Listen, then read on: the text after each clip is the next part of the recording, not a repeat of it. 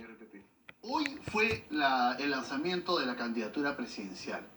Y si bien para muchos no deja de ser una sorpresa que haya tantos precandidatos, con todo derecho, evidentemente, con miras a la elección presidencial del próximo año, a mí me llama la atención algo. Usted acaba de ser presidente regional de Junín. Se lanzó el año 2014 a la reelección y no ganó, quedó segundo, perdió la elección. Entonces yo me pregunto, si no ha podido ganar en su región, ¿cómo es que aspira a ganar en todo el país? Es decir, ¿cómo el que no puede, lo menos entre comillas, podría lo más? ¿Qué nos puede comentar? Bueno, así suceden muchas cosas, ¿no? Conozco de candidatos que han postulado al decanato y no ganaron y después ganaron el rectorado en una universidad. Ocurren circunstancias coyunturales que se pueden dar en esos espacios. El país no es una universidad. En una universidad se suelen dar negociaciones y alianzas que permiten que alguien obtenga un rectorado, pero una elección nacional es otra cosa, ¿no? Bueno, yo diría que se parecen bastante a las coyunturas políticas que se dan para que sucedan eso también a esos niveles. Pero bueno, en esta ocasión el Partido Perú Libre ha lanzado su candidatura como partido para la postulación en este proceso electoral 2016 y ha lanzado también una precandidatura que lógicamente tiene que oficializarse tras un proceso electoral conforme lo manda la ley de partidos políticos más adelante. Ahora, su Partido Perú Libre, entiendo, no está inscrito todavía. Perú Libre ya pasó la etapa más difícil, que es aprobar el número mínimo de adherentes, y estamos a la espera de la emisión de la síntesis que debe ser posiblemente estos días de parte del Jurado Nacional de Elecciones. Es decir, que tendrían oleada y sacramentada su identidad como partido político y podrían participar en las elecciones. Definitivamente estamos seguros de eso porque tenemos inclusive un lapso de 120 días para ello, pero esperamos hacerlo en esta quincena definitivamente. Ahora, antes de pasar a la oferta electoral que usted ha anunciado al país el día de hoy, un evento bastante con una buena concurrencia en el Hotel Bolívar, haciéndonos recordar un poco los lanzamientos de Alejandro Toledo, hay elementos que lo rodean a usted como figura política que viene de provincias, ¿no? Ha sido presidente regional, como lo he comentado al presentar esta entrevista, de la región Junín, y su gestión de 4 años intentó una reelección que no obtuvo, ¿no? Su gestión de 4 años no ha estado exenta de una serie de cuestionamientos. El más serio probablemente, el más mediático, proviene de la comisión que investigó las andanzas de Martín Belaúnde Locio, ¿no? Y allí el informe que se ha aprobado en el Congreso la semana pasada señala sobre usted, sobre su persona, la presunta que usted habría incurrido, ¿no?, presuntamente, en el delito de asociación ilícita para delinquir porque ha favorecido su gestión a empresas vinculadas a Martín Belaúnde Locio, como es Antalsis. ¿Cuál es el descargo que usted puede hacer de esta imputación que tiene mucho peso político? Bueno, el descargo es bastante sencillo, que varias veces lo hemos planteado y nosotros jamás hemos rehuido a una citación del Congreso de la República y en todos los niveles que nos han solicitado una explicación. Nosotros como gobierno regional jamás contratamos a la empresa Antalsis, como siempre lo han mantenido. Lo hizo el CIMA, ¿no? Lo hizo la empresa de la Marina a la que ustedes contrataron. Y ustedes aceptaron esa subcontratación. Nosotros hicimos un convenio con la empresa CIMA de la Marina, que es una empresa estatal, por lo cual no había otro tipo de licitación ni nada por el estilo. Ahora CIMA, al hacer un puente de esa magnitud, que es el Comuneros, que va a tener finalmente 525 metros de luz, hay que considerar que es un trabajo multidisciplinario y ellos subcontratan para varios... ¿Cuándo fue lanzada la convocatoria de este puente que usted ha mencionado? Nosotros no lanzamos ninguna convocatoria. Es decir, que viene de antes. Convenio, efectivamente. No, pero ¿cuándo se inició la construcción? Nosotros hicimos el año 2011, firmamos el convenio. Cuando usted recién había asumido la presidencia. Así es. Como un hecho importante de su gestión. Efectivamente. Han transcurrido 4 años y el puente no está terminado. El puente es un trabajo, es una mega obra que no se concluye en 4 años. No, pero no es la interoceánica, señor Cerrón. O sea, es un puente, usted ha dicho, de un metraje razonable que tiene un costo importante y que en 4 años tendría que estar concluido. Si no está concluido, probablemente no es culpa suya porque usted no es ingeniero, pero usted es una autoridad política que tendría que haber estado detrás del cumplimiento de estos plazos. Si usted no ha podido con la construcción de un puente durante 4 años, ¿cómo aspira a ser presidente del país? Es lo que mucha gente se puede estar preguntando. Bueno, yo le diría de que haber hecho el puente Comuneros hasta la primera etapa que está concluida ha sido un reto bastante grande que lo hemos logrado hacer en una región.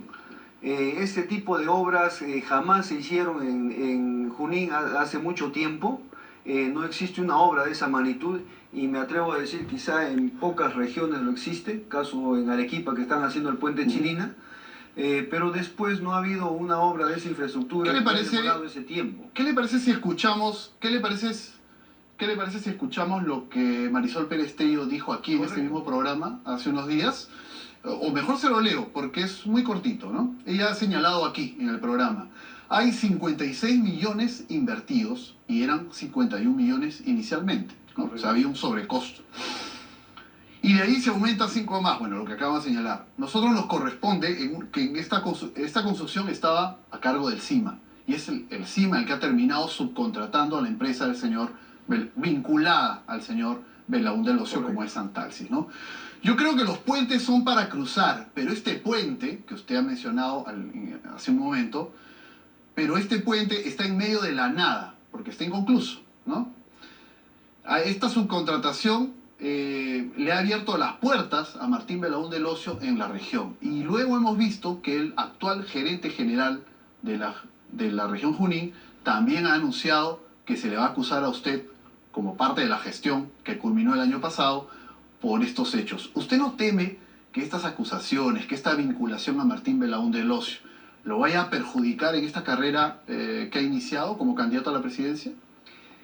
El tema por el que se nos quiere investigar es un problema sencillo de resolver penalmente, pero políticamente se hace complejo por el tema mediático que asume.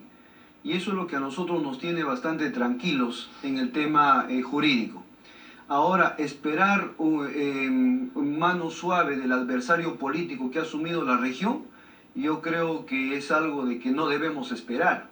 Ahora, la señora Marisol Pérez sabe muy bien que los adicionales que se han dado en este puente, que llegan en total a 5 millones y tantos, están totalmente justificados. Ella no dice de que el adicional esté mal dado, sino ellos cuestionan por qué la región pagó los adicionales. Así es. Y yo pregunto qué empresa constructora que va a hacer una obra paga los adicionales del beneficiario directo. ¿Pero ustedes tienen informes de la Contraloría que avalan su posición? Son 3 informes que ha hecho la Contraloría anualmente de oficio al puente Comuneros y jamás ha encontrado una irregularidad. ¿Y cuándo va a estar culminado este puente, señor Cerrón? Puente ¿De 4 años y no se culmina un puente? Este es un puente que tiene etapas en su ejecución. Nosotros no hemos culminado la obra, ni la hemos liquidado, ni la hemos entregado. Si nosotros hubiéramos hecho eso, tal como está el puente, pues diríamos el puente está sobre la nada. Pero tiene que comprender que hay obras no lo han terminado, que se hacen en etapas. Por supuesto, claro. Porque se hace una primera etapa para lo cual se ha cumplido prácticamente el 100% y ahora se va a hacer la segunda etapa, que son los accesos, que el actual gobierno regional está haciendo los expedientes técnicos, ¿no? Entonces, esa es la explicación. Esta es una obra que no ha concluido. Si nosotros hubiéramos dicho que está concluido y no sirve para nada, pues... No, pues es que es evidente que no está concluida, señor Cerrón. No se necesita que ustedes reconozcan que no está concluida, porque no para todos los habitantes de la región es evidente que no está concluida. Está en una primera etapa, ¿no? Ese puente en su construcción tiene etapas. Lógicamente, si tuviera 3, 4 etapas... ¿Cuántos metros es el puente? Usted mismo lo dijo hace un momento. El puente actualmente tiene 308 metros de luz y debe tener 525 metros de luz con los últimos... Y en 4 años no se ha podido culminar porque era imposible hacerlo. Es que son circunstancias geológicas, hidrológicas especiales que uno tiene en cada obra. Imagínese en un tramo dentro de Junín estos problemas, cómo es gobernar un país como el Perú, ¿no? Que tiene asuntos mucho más graves que resolver. Sí, pero no me asustan en absoluto, y usted porque el tema de la gestión pública no hay que tenerle miedo. El tema es hacer bien las cosas, de hacerlo de manera transparente. No, a la y gestión, acabar tampoco. a la gestión no hay que tenerle miedo. Claro. Lo que hay que tenerle miedo es a la gente improvisada que a veces uno contrata, coloca en este tipo de responsabilidades y las obras no avanzan. Bueno, o los contratos se acuerdan en condiciones que no son las más apropiadas para el Estado, ¿no? El tren eléctrico de Lima, ¿qué tiempo ha terminado, no? Claro, Pero ahí está estamos la comparando obra, un porque puente se de hace. Junín con toda la magnitud del tren eléctrico. ¿Es comparable ambas obras? Para mí sí es comparable, porque en dependencia de la significancia que tiene para los pueblos una obra. Usted ha dicho hace un momento que en el ámbito penal no tiene mayor preocupación porque es algo que se puede superar Correcto. sin ningún problema. Pero lo que la comisión está señalando es que la fiscalía lo investigue usted por tráfico de influencias, que no es cualquier delito, ¿no? Y asociación ilícita para delinquir. Si usted lee el informe de la Comisión Belaúnde, realmente da pena por su inconsistencia absoluta y su subjetividad que tienen Y para todas ellos. estas denuncias que hacía la prensa, fotografías, emails, ¿todo eso ha sido fabricado, inventado en el camino? Hay pruebas que han ido ellos mismos desechando en ese tema.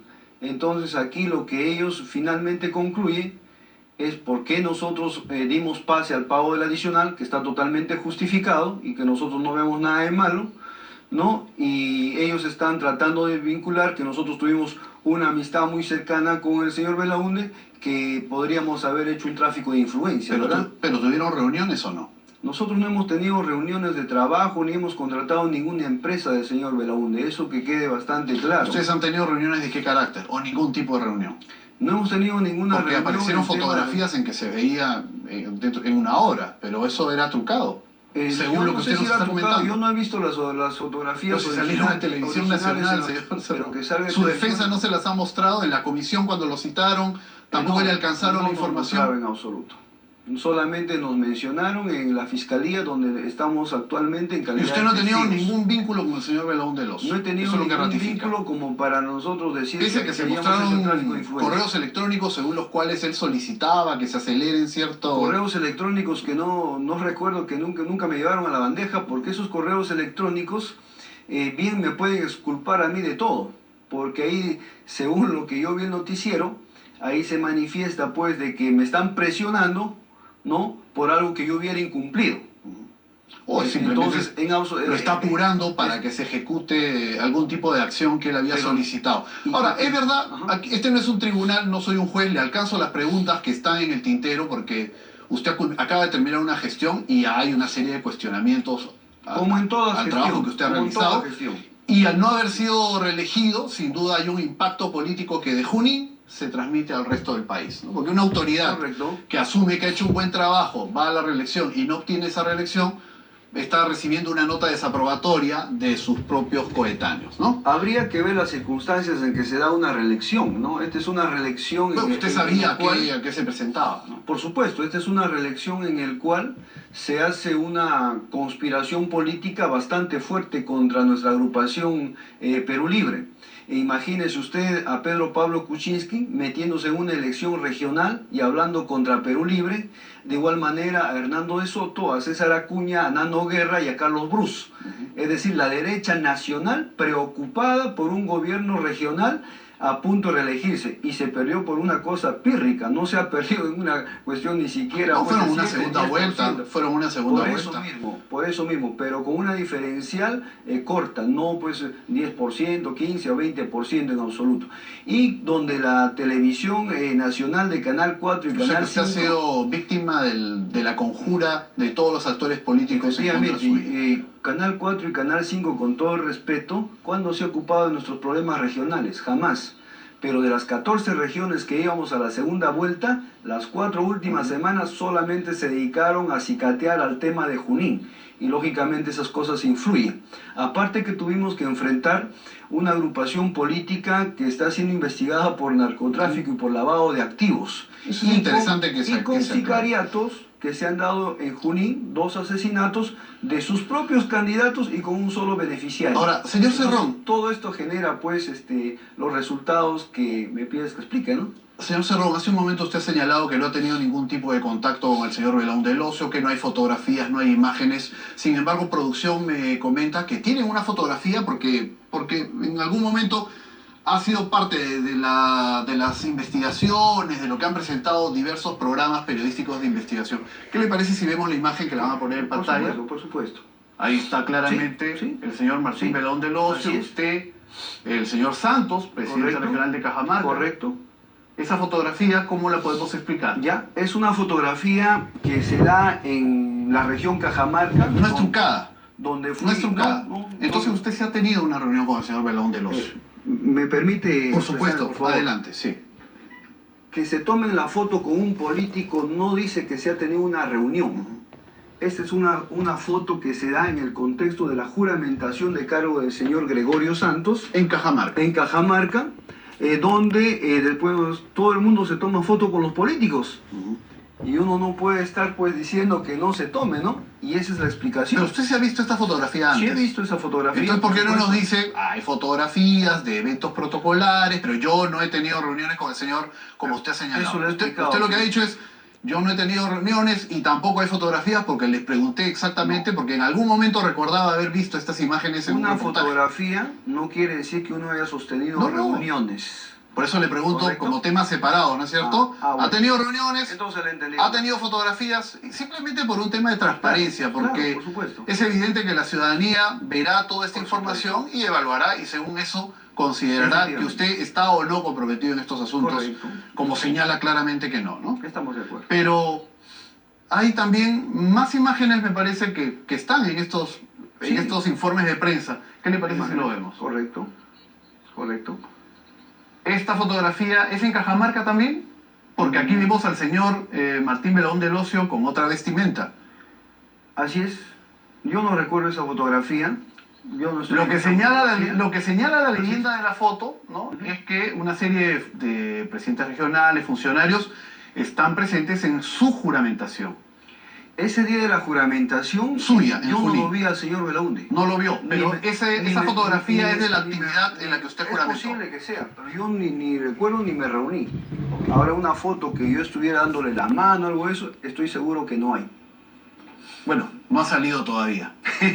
Porque siguiendo no, su razonamiento, no va a que haya salir. una fotografía dándole la mano tampoco es probatoria de una No, inconducta. es que tampoco va a salir, porque yo estoy seguro de eso. Ok. Bueno, usted nos ha dicho en esta conversación, en un primer momento, que no hay fotografías, vemos que hay fotografías. Sin duda eso no prueba Yo que le he haya dicho ningún tipo de que no ilícito. ha habido reuniones. Pero tiene que tener un poco de cuidado porque estos asuntos que ya llaman a la suspicacia de mucha gente. Son temas que se han ido hablando y se han ido dando de refritos hace más de un año en este tema, ¿no? Ya se está, la Fiscalía tiene conocimiento de eso, ya va a ser un año prácticamente. Ese es un punto este importante, tema, porque este tema... donde todavía no nos ha llamado como investigados, a no ser que lo va a hacer ahora por la Así es. recomendación del Congreso. Así es. Así es. Y yo digo, en un año, con el levantamiento del secreto bancario a mi persona, con el levantamiento del secreto de comunicaciones a mi persona, no han demostrado absolutamente nada, ¿no? Pero se allana a la nueva investigación que pueda haber Por supuesto. a recomendación del Yo Congreso. creo que van a investigar y ya no hay nada más que investigar de lo que se ha hecho. Pero creo que todo lo vinculado al puente Comuneros es serio, es grave. Por supuesto. Es grave y allí Por hay un supuesto. problema, si no de asociación ilícita para delinquir, como señala el informe de así la congresista Pérez Tello, Pérez Tello. sí hay un asunto de mala gestión Yo le en el desarrollo de una yo le obra. quisiera preguntar ¿no? a la congresista Porque Marisol Pérez. Señor Cerrón, son 4 años que no se ha podido culminar un puente. El tiempo no quiere decir que sea delinquido. No Ya, estoy hablando ya de por delito. eso mismo. Estoy No, hablando no, pero hay de que- problemas hay que muy poner- serios de gestión. son- Si no se puede culminar un puente, ¿cómo se quiere administrar un país? Es lo que yo pregunto. Ahora lo dejo responder a usted. Bueno, yo no lo veo difícil. Hay cosas hay retos que se pone cada gobernante y que tienen que hacerlos. El puente Comuneros, en más de 64 años que lo han prometido los presidentes de las repúblicas, jamás se han atrevido a hacerlo, por la magnitud y por lo difícil que cuesta hacer. Nosotros nos atrevimos y hemos culminado de los 500 metros, 300 metros. Pero es una obra tanto, inconclusa. Está bien, pero yo no lo considero una pérdida para Junín en absoluto. Y yo quisiera preguntarle mediante RPP a la congresista Marisol Pérez que nos demuestre cuál es el perjuicio económico que se ha hecho con la construcción de esta obra al Estado peruano. En absoluto no se ha hecho ningún perjuicio económico, porque la ley nos permite a nosotros hacer adicionales hasta el 15%, y el adicional que se dio en Puente Comuneros llegó al 11,2%, he informado a la Contraloría. Pero todavía no está culminado, señor Cedrón. Por eso, el día que se culmine la obra veremos a cuánto asciende ese adicional y todo el perjuicio económico que se deriva de una obra que pudiendo estar culminada en un plazo razonable, se extiende más allá de lo necesario. Las obras pueden extenderse en tiempo, pueden inclusive pasar el 15%, y siempre que esté justificado, no hay ningún problema. Bueno, eso es algo que va a evaluar el electorado, porque sin duda lo que quieren los peruanos es autoridades competentes y que hagan una planificación de la infraestructura que pueda estar lista con calidad y en plazos razonables. Correcto. Y aparentemente, digo aparentemente porque no soy perito, pero por lo que estoy viendo hasta el momento, ¿no? Aquí ha habido un problema muy serio, que es lo que ha jalado también la reacción respecto a las conclusiones en la Comisión Belón del Ocio. Pero quiero pasar un poco a su propuesta política, porque lo hemos invitado, ya que hoy día se ha lanzado a la presidencia, y ha tenido algunos anuncios que para muchos son ganchos electorales atractivos, o también muy cuestionables, ¿no? Por ejemplo, la pena de muerte para la delincuencia común, para los violadores, los asesinos. ¿Cómo está planteada esta iniciativa? Bueno, el tema de la inseguridad ciudadana es algo que está azotando a todo el país y sobre todo a la capital. Se ha probado muchas fórmulas para contrarrestarla y al parecer se le sigue yendo de las manos al Estado peruano, en el sentido de que hoy en día la criminalidad se ha organizado y está utilizando inclusive armas de largo alcance. El tema de las granadas es algo bastante común y corriente estos días. Ya, pero la pena de muerte, ¿a quiénes se aplicaría? ¿O a todos los delincuentes habidos y por haber? La pena de muerte debe aplicarse a los líderes de las organizaciones criminales para poder desmembrarlas. Y esto debe ser una medida temporal que permita la reducción significativa de todo este acto delincuencial y criminal, en el cual debe permanecer pues esta medida, ¿no? Ahora, ¿cómo aterrizamos una propuesta de ese tipo? A mí no me convence, pero la ciudadanía podrá sacar su conclusión. ¿Cómo aterrizamos una propuesta de este tipo si la Constitución peruana, los tratados internacionales, toda la legislación nacional y los pactos, reitero, que ha firmado el Perú en el contexto internacional son opuestos a la pena de muerte en estos casos? Hay que retirarse de la Corte de San José, definitivamente, hay que anunciarlo un año antes para que se pueda proceder a ello. Y el Congreso y una nueva Asamblea Constituyente debe discutir esta medida y aprobarlo democráticamente. Más del 50% de los países a nivel mundial contemplan la pena de muerte para... Pero retirarnos de la Corte de San José no nos pondría a ciudadanos cuyos derechos civiles puedan estar en riesgo sin la protección de un tribunal supranacional, como ocurrió anteriormente. En el gobierno de Fujimori, si no hubiera habido una Corte Internacional que avale y que exija el respeto de los derechos humanos de muchos peruanos, se hubiera culminado finalmente con la agresión a estos peruanos. Nos quedamos desprotegidos en aras de una norma que usted propone, pero que tiene un camino demasiado largo y tortuoso. Estamos totalmente claros de que esta es una medida de emergencia que se toma al país frente a estos males que prácticamente están fortaleciéndose a diario. Y la ciudadanía que ha podido sufrir sus consecuencias puede entenderlo mejor. ¿Y sobre el sueldo mínimo a 1.500 soles? Sí, ¿Sobre qué base? Yo creo que sí.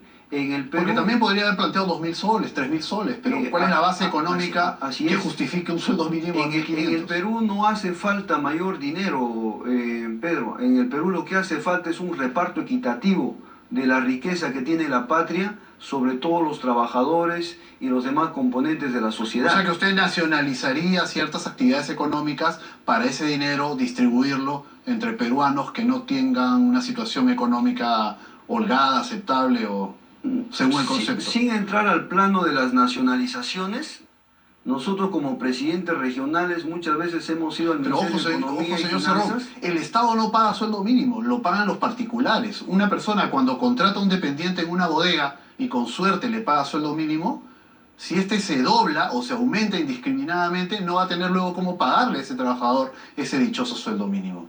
Entonces una propuesta de esa naturaleza debe tener un sustento económico que la haga factible. Porque como le digo, mañana alguien puede promover, si Cerrón dice 1.500, yo ofrezco 1.750. Y nos pasamos el debate político como si se tratara de una subasta, cuando no hay un sustento que lo asista. Ni siquiera la CGTP creo que está planteando de manera consistente un incremento de esa naturaleza. Puede haber un pliego dentro de una discusión, pero cuando se sientan con otros organismos empresariales o el Consejo Laboral del Estado, nadie plantea una salida de esa naturaleza porque son conscientes que luego no hay cómo pagar. Nosotros sabemos que muchos de los derechos laborales y salariales dependen de las decisiones políticas. Te mencionaba que como presidente regional he ido a gestionar presupuesto para nuestro departamento y las primeras informaciones y respuestas eran de que no había plata. Pero cuando se hacía una gestión con mayor ímpetu, mayor exigencia, aparecía el dinero. Ya, pero una cosa es una asignación dentro del presupuesto público que se maneja del Estado a partir de la recaudación y el canon, y otra cosa es lo que usted va a tratar que los ciudadanos que contratan a otros deban pagar. Es una discusión muy larga y la productora me está pidiendo que por favor ya vaya cerrando, pero creo que como una primera participación suya en el programa hemos podido dar una repasada, un pincelazo a lo que usted propone, porque es una autoridad que ha sido gobernador regional hasta hace poco, que tiene la aspiración de ser un candidato en esta campaña que marque alguna diferencia seguramente, y habrá ya espacios para continuar con la discusión de este tema. Muchísimas gracias, señor Pedro. Vladimir Cerrón, candidato de Perú Libre. Así es, y siempre tener el optimismo que sí se puede hacer algo mejor por los trabajadores. Seguramente. Muchísimas gracias, señor Cerrón. Nosotros vamos a una pausa breve, pero regresamos con un protagonista de la noticia que lo va a tocar. El campeón mundial de boxeo, Carlos Zambrano, vuelve a ser víctima de la delincuencia y no encuentra apoyo en la policía ni en el serenazgo. Esto que le puede ocurrir a usted o a mí, nos lo va